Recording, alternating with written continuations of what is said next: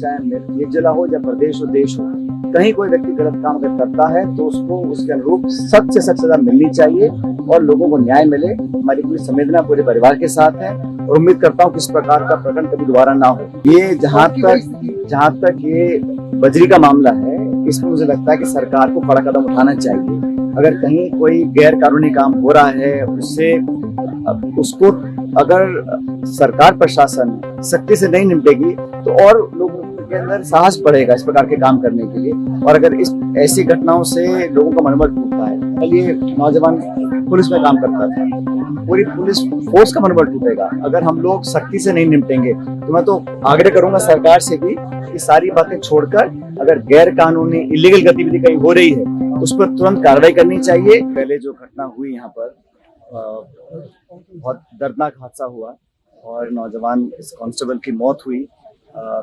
इसकी मुझे लगता है कि पुलिस को, प्रशासन को, सरकार को एक गहन, निष्पक्ष और एक ऐसी जांच करानी चाहिए जिससे पूरा तथ्य सामने आए।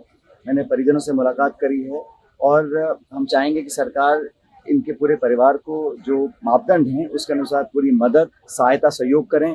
3 छोटे बच्चे हैं, उनकी पढ़ाई, उनकी जो विधवा है उनके लिए धनराशि का संसाधन पर्याप्त मात्रा में पहुंच सकें और हर संभव सहयोग हम लोग भी करेंगे। लेकिन मुझे लगता है कि इस प्रकार का अगर हादसा हुआ है तो अलग प्रक्रम है, लेकिन अगर कहीं और कुछ अंदेशा जो परिवार को है उसका भी खुलासा होना चाहिए, लेकिन जांच के बाद होना चाहिए।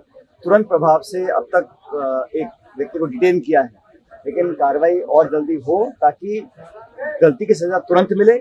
और कोई व्यक्ति भी हो, मैं मानता हूँ चाहे निर्भीक जिला हो या प्रदेश हो, देश हो, कहीं कोई व्यक्ति गलत काम अगर करता है तो उसको उसके अनुरूप सख्त से सख्त सजा मिलनी चाहिए और लोगों को न्याय मिले। हमारी पूरी संवेदना पूरे परिवार के साथ है और उम्मीद करता हूँ कि इस प्रकार का प्रकरण कभी दोबारा ना हो इस जिले, प्रदेश के। राजस्थान में ये पहला मामला नहीं है, टोंक जिले में भी इससे पहले कई मामले सामने आ चुके हैं। राजस्थान में तो दर्जन आते हैं, धौलपुर, भरतपुर, करौली। ये जहाँ तक ये बजरी का मामला है, इसमें मुझे लगता है कि सरकार को कड़ा कदम उठाना चाहिए।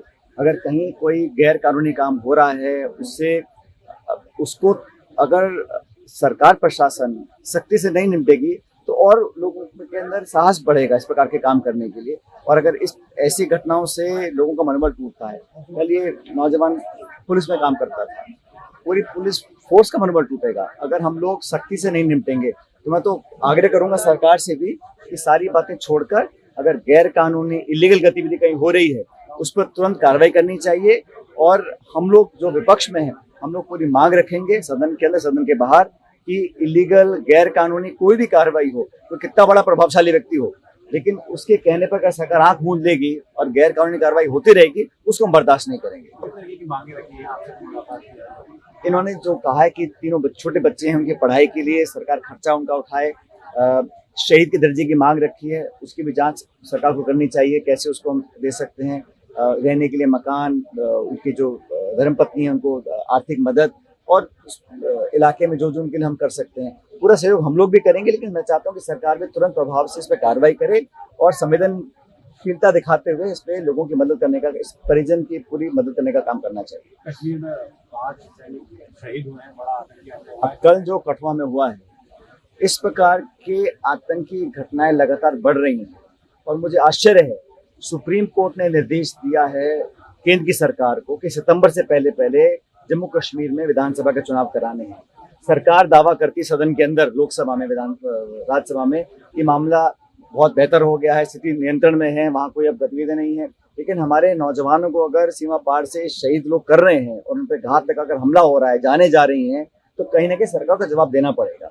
हम तो उनकी शहादत को नमन करते हैं जो फौज की वर्दी पहनकर देश की सरहद पे खड़े होकर हमारी सुरक्षा कर रहे हैं, लेकिन सरकार को तो कुछ करना पड़ेगा ना। इस प्रकार गतिविधि बढ़ रही है, आप दावा कर रहे हैं कि हम लोगों ने कश्मीर को बिल्कुल स्थिर कर दिया, हमारे को दिक्कत वाली समस्या, प्रॉब्लम नहीं है, और ऐसे आतंकवादी घटनाएं अगर हो रही हैं तो ये बहुत बड़ा मुद्दा है। और मुझे लगता है कि इसको हम लोग चाहेंगे सरकार इस पर अपना स्पष्टीकरण दे, जवाब दे और सख्ती से कार्रवाई भी करे।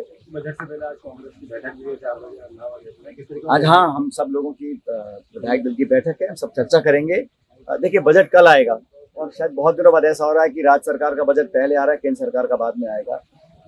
अब जो उन्होंने अंतरिम बजट पेश किया था, बहुत सारी बातें तो उस बजट की पूरी नहीं हो पाई हैं, तो देखते कल सरकार क्या बजट लेकर आती है। लेकिन जहां तक अब तक हमने रवैया देखा है, सरकार में तय नहीं हो पा रहा कि कौन क्या जिम्मेदारी संभालेगा। आपस में इतना खिंचाव है, इतने सारे सत्ता के केंद्र बन चुके हैं, मंत्री इस्तीफा दे रहे हैं, वो स्वीकारा जा रहा है, अस्वीकार किया जा रहा है, किसी को मालूम नहीं है। तो असमंजस की स्थिति बनी हुई है। तो ये सरकार को मुझे लगता है अपने कार्यशैली को सुधारना चाहिए। जनता ने बहुमत देकर राज करने का आपको निर्देश दिया है और अभी सरकार को सिर्फ 6-7 महीने हुए हैं, लेकिन हर क्षेत्र में, आप ग्रामीण क्षेत्र में जाइए, सारे विकास के काम ठप पड़े हैं।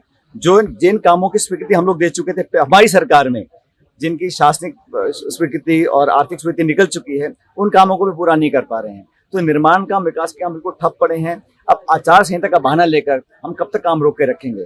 तो हर क्षेत्र में बिजली पानी की जो किल्लत इस बार हुई है, शायद पहले इतनी कभी नहीं हुई। तो सरकार तो अपना काम नहीं कर पा रही है और मुझे लगता है कि जनता भी कल देखेगी किस प्रकार का बजट ये सरकार लेकर आती है। देखिए, शिक्षा मंत्री लगातार बयानबाजी कर रहे हैं। अभी डोटासरा जी को लेकर भी एक बड़ी बयानबाजी की, क्या देखते हैं शिक्षा मंत्री जी? नहीं, जो माननीय मंत्री इस प्रदेश के हैं, उनको मुझे लगता है अपना ध्यान अपने डिपार्टमेंट पे, अपने कामों पर और जनता की सेवा पे लगाना चाहिए और 24 घंटे सिर्फ